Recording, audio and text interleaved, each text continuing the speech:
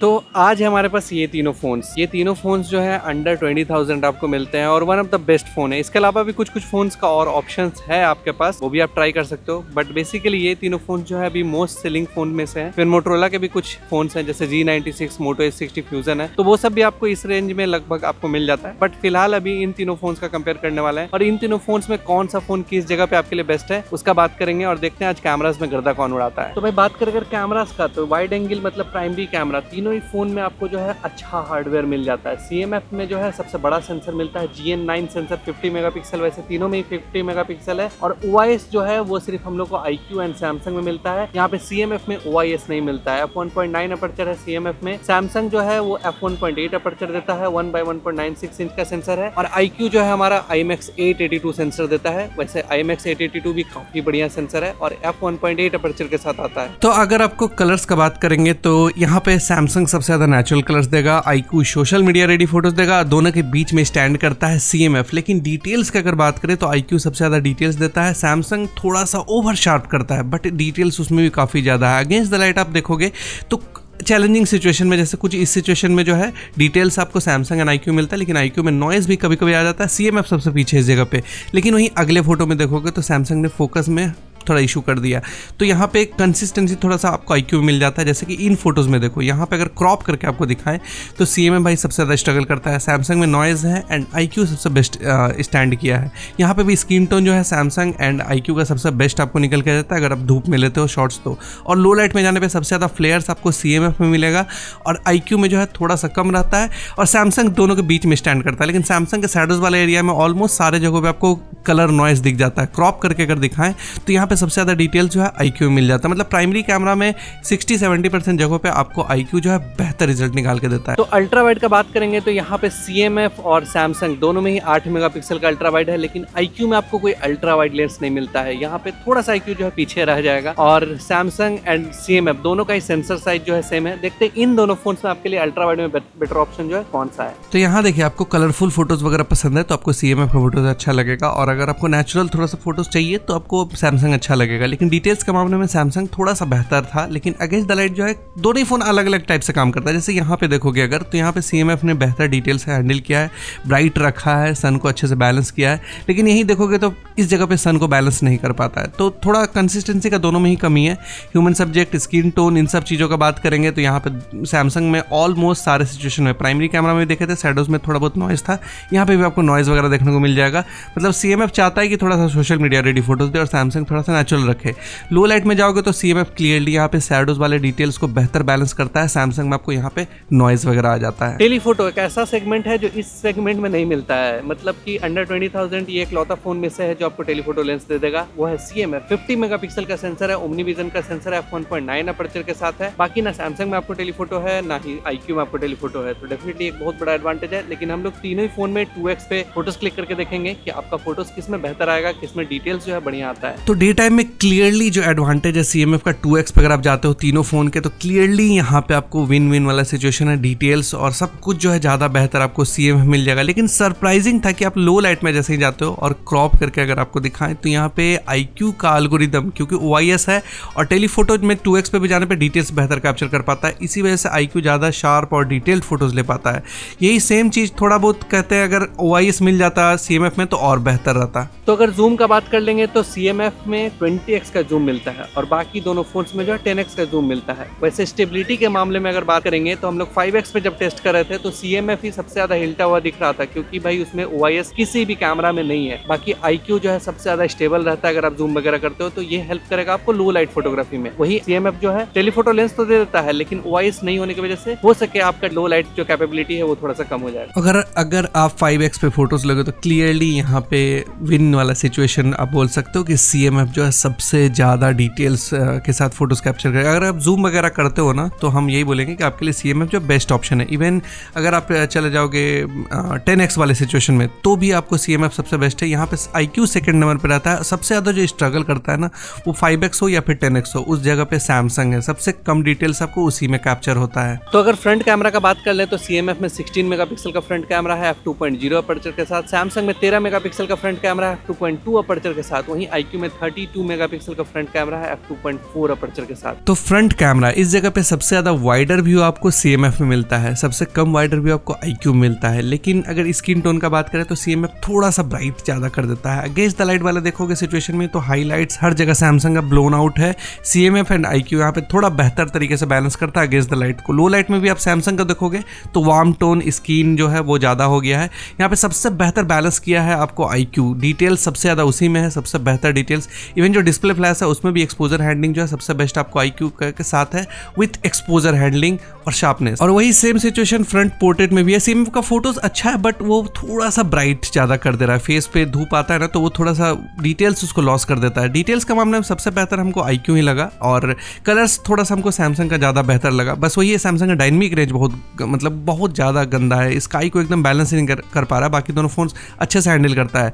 लो light में CMF में sky पे शैडोज पे देखोगे तो क्लियरली आपको नॉइज वगैरह दिख जाता है। बाकी CMF का अच्छा है और फ्रंट फ्लैश में भी वही सेम सिचुएशन था जैसा कि प्राइमरी में था। वैसे अगर आप चैनल पे ना हो तो मेरा नाम है सौरभ और हम लोग हेल्प करते हैं आपको एक अच्छा कैमरा फोन चूज करने में। अगर कुछ क्वेरी रह जाता है आपका जो हम इस वीडियो में नहीं कवर कर पाए हैं इस तीनों फोन से रिगार्डिंग, तो मेरा इंस्टाग्राम है सौरभ अनुराज और म्यामाला के नाम से, वहाँ जाकर पूछ सकते हो और मेरा फोटोग्राफी वगैरह वहाँ पे देख सकते हो। और इस वीडियो में हम लोगों ने जो भी प्रोडक्ट वगैरह टैग किया है, यूज किया है, तो वो नीचे टैग्ड है, तो वो भी आप देख सकते हैं। और कुछ भी क्वेश्चन रहता है तो पूछ जरूर लेना। तो पोर्ट्रेट मोड एक ऐसा फील्ड है जहाँ पे थोड़ा चैलेंजिंग है, मतलब सैमसंग के लिए, क्योंकि भाई यहाँ पे CMF जो है 1x 2x 3x 4x 4 focal length दे देता है। IQ भी जो है 1x 1.5x और 2x 3 फोकल लेंथ दे देता है। सैमसंग सिर्फ सिंगल फोकल लेंथ देता है 1x वाला। और वहीं IQ एंड CMF में आपको काफी सारे फिल्टर्स मिल जाते हैं। प्रैक्टिकली बोले तो यहाँ पे IQ में आपको सबसे ज्यादा फिल्टर्स वगैरह मिलता है। इवन बोके वगैरह भी कंट्रोल करने का ऑप्शन मिल जाता है, वो CMF में भी है। तो इन सब मामले में, फीचर्स के मामले में जो है CMF एंड IQ, सबसे ज्यादा तो IQ ही बोलेंगे। IQ में सबसे ज्यादा फिल्टर्स और एक्सप्लोर करने का चीज ज्यादा मिलता है। तो पोर्ट्रेट्स एक ऐसा जगह जहाँ पे सैमसंग मतलब बेस्ट हुआ करता था, किंग हुआ करता था। लेकिन अब अगर हम क्रॉप करके दिखाएं चीज़ों को तो अब क्लियरली देखो, चश्मा भी और बैग भी, कैप दोनों पे ही सैमसंग स्ट्रगल करता है। यहाँ पे कंपटीशन रियल में बोले तो CMF और IQ के बीच है। अगेंस्ट द लाइट सैमसंग सबसे घटिया परफॉर्म करता है।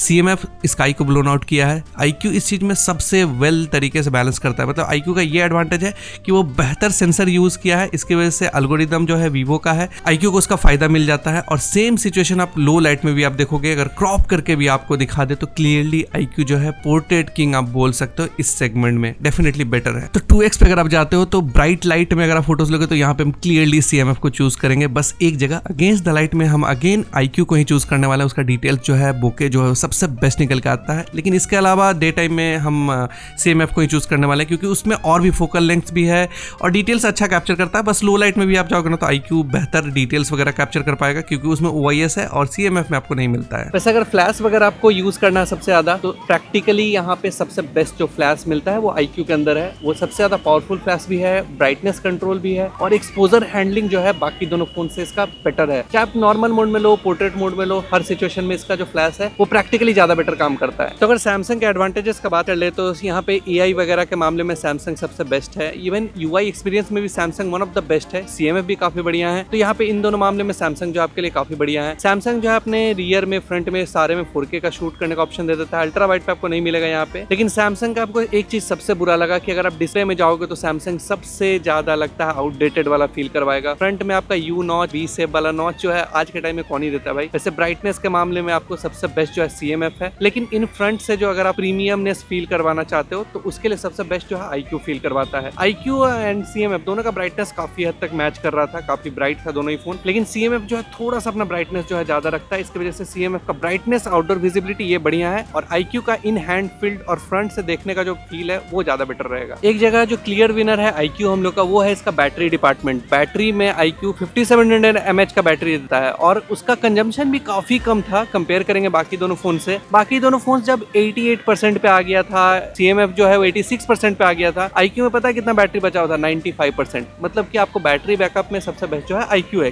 क्लियरली इस जगह पे विनर है। हम कैमरास कितना भी टेस्ट कर रहे थे तो iQOO जो है सबसे बेटर बैटरी बैकअप दे रहा था। इसके अलावा iQOO में एक और एडवांटेज है, IP68, 69 दोनों का सर्टिफिकेशन मिल जाता है, और ये CMF जो IP54 का सर्टिफिकेशन देता है। मतलब यहाँ पे आपको वाटर स्प्लैश वगैरह जो है क्लियरली वो ज्यादा बेटर झेल सकता है। वैसे आउटडोर में हम कैमरा टेस्ट कर रहे थे तो सबसे कम जो हीटिंग का प्रॉब्लम हो रहा था, जो सबसे कम ब्राइटनेस अपना डाउन कर रहा था, वो iQOO ही था। इसके अलावा iQOO में आपको AI के भी फीचर्स मिल जाते हैं। वैसे AI के फीचर्स आपको सारे फोन्स में लगभग थोड़ा बहुत तो मिल ही जाता है। पोर्ट्रेट फिल्टर्स वगैरह ये सब जो है ज्यादा मिल जाएगा। मतलब फिल्टर्स वगैरह अगर आपको चाहिए तो वो iQOO में आपको सबसे ज्यादा मिल जाता है। सैमसंग में एक जो एडवांटेज अलग से मिल जाता है वो इसका मैक्रो फोटोग्राफी मोड है। वैसे तो बहुत ज्यादा वो यूजफुल नहीं है, बट एक्सप्लोर कर सकते हो। बाकी दोनों फोन्स में मैक्रो का कोई मोड अलग से नहीं मिलता है। अगर CMF का बात करें तो CMF में सबसे बड़ा जो एडवांटेज है वो अल्ट्रा वाइड के साथ साथ टेलीफोटो लेंस भी दे देता है, वो सबसे बड़ा एडवांटेज है। और डिजाइन लुक के मामले में जो CMF है पीछे से सबसे ज्यादा प्रीमियम फील करवाएगा, लगेगा कि महंगा फोन है। और इन हैंड फील्ड भी CMF का काफी बढ़िया है। तो अगर आपको 4K रिकॉर्ड करना है, हम क्लियरली यहाँ पे बोल सकते हैं सबसे बेस्ट डिटेल्स, शैडोज, हाइलाइट्स को बैलेंस करने वाला फोन CMF है।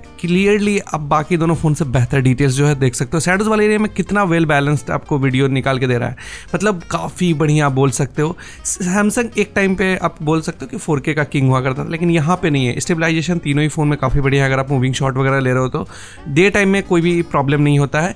OIS की वजह से थोड़ा सा एडवांटेज आपको iQOO सैमसंग मिलेगा, लेकिन अगेंस्ट द लाइट आप देखो, अगेंस्ट द लाइट में CMF और iQOO जो है ब्लोन आउट कर चुका है। सैमसंग जो है ब्लोन आउट नहीं करता है, और एक्सपोजर शिफ्ट भी CMF iQOO में ज़्यादा है।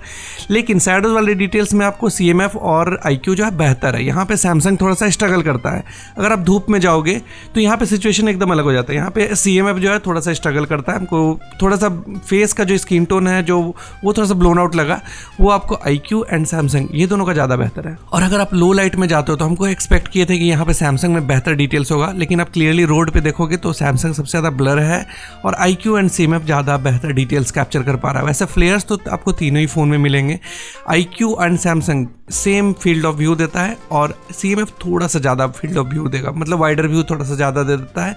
ये एडवांटेज है। और डिसएडवांटेज ये है कि लो लाइट में आप मूविंग शॉट लेओगे तो CMF में OIS नहीं है, जिसकी वजह से थोड़ा सा जिटर वॉबल ये करता है। बाकी दोनों फ़ोन्स इन सब चीज़ों में बैलेंस अच्छे से करता है। वैसे हम ये भी चीज़ बताते हैं कि iQOO में आपको थोड़ा सा शैडोज वाले एरिया में नॉइज़ भी दिखेगा, तो ये भी चीज़ आपको ध्यान रखना होगा। 1080p 60 fps पे अगर बात करेंगे तो सैमसंग का स्टेबलाइजेशन नहीं है, iQOO में भी उतना बढ़िया नहीं है, लेकिन भाई देखो बिना OIS वाला फ़ोन कितना तगड़ा स्टेबलाइजेशन के साथ आपको वीडियो दे रहा है, तो ये फ़ायदा हो जाता है। लेकिन सैमसंग का वीडियो क्वालिटी काफ़ी बढ़िया है, यहाँ पे अच्छा लगा हमको उसका क्वालिटी। iQOO भी अच्छा है, बट उसका कॉन्ट्रास्ट लेवल थोड़ा सा ज़्यादा है तो फीका पड़ जाता है। वैसे 1080p 30 fps पे अगर आप जाते हो तो CMF एंड सैमसंग में आपको कैमरा स्विच करने का ऑप्शन है।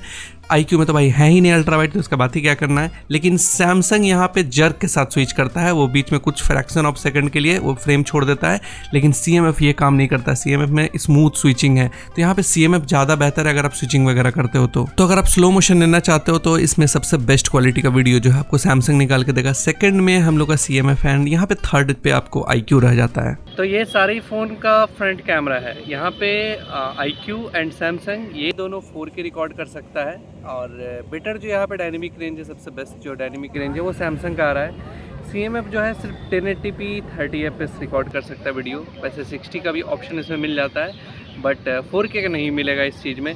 और अगर फेस पे धूप आए तो कुछ इस तरीके का एक्सपोजर हैंडलिंग है। और यहाँ पे सबसे बेस्ट जो है हमको कलर्स वगैरह जो लग रहा है वो iQOO एंड सैमसंग का है। यहाँ पे CMF थोड़ा सा कलर्स जो है अननेचुरल कर दे रहा है, बट ये एक चीज़ और है हम लोग को सैमसंग एंड वीवो में, वो ये कि बिना स्टॉप किए हम वीडियो में रियर में जा सकते हैं, यहाँ पे बिना स्टॉप किए हुए।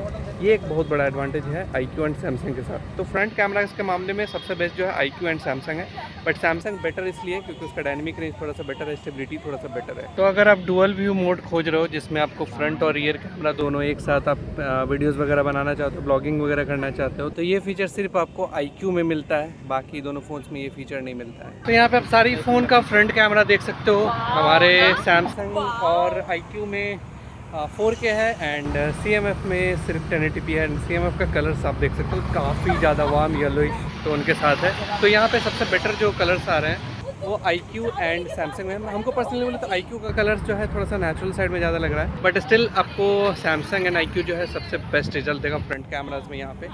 एंड अगेन वही फीचर कि आप बिना स्टॉप किए रियर कैमरा में सैमसंग NIQ में 4K में भी स्विच कर सकते हो। दोनों का क्वालिटी काफ़ी डिसेंट सा है, तो ब्लॉगिंग वगैरह अगर आप ज़्यादा करते हो तो सैमसंग NIQ आपके लिए सबसे बेस्ट ऑप्शन है। तो देखिए फाइनली हम एक ही चीज बोल सकते हैं कि कोई भी फोन यहाँ पे एकदम क्लियर विनर आपके लिए नहीं बन सकता है कि भाई ये फोन आपके लिए एकदम क्लियर विनर बन जाएगा। अलग अलग सेगमेंट में सारे फोन अलग अलग तरीके से काम किए हैं। आप खुद से देख के भी चूज कर सकते हो, आपको नॉर्मल वीडियोस लेना है, 60 FPS वीडियो लेना है, या फिर जूम करना है, या फिर नॉर्मल वाइड एंगल से फोटोज लेना है, अल्ट्रा वाइड मैटर करता है नहीं करता है। तो ये सारा कुछ देख के आप खुद से चूज कर लो, क्योंकि अलग अलग सेगमेंट में अलग अलग परफॉर्मेंस था। यहाँ पे तो बोल सकते हैं भाई तीनों ही फोन गर्दा उड़ाता, आप भी गर्दा उड़ा सकते हैं। हमारे चैनल को फॉलो और सब्सक्राइब करके मिलते हैं अगले वीडियो में, तब तक के लिए जय श्री राम।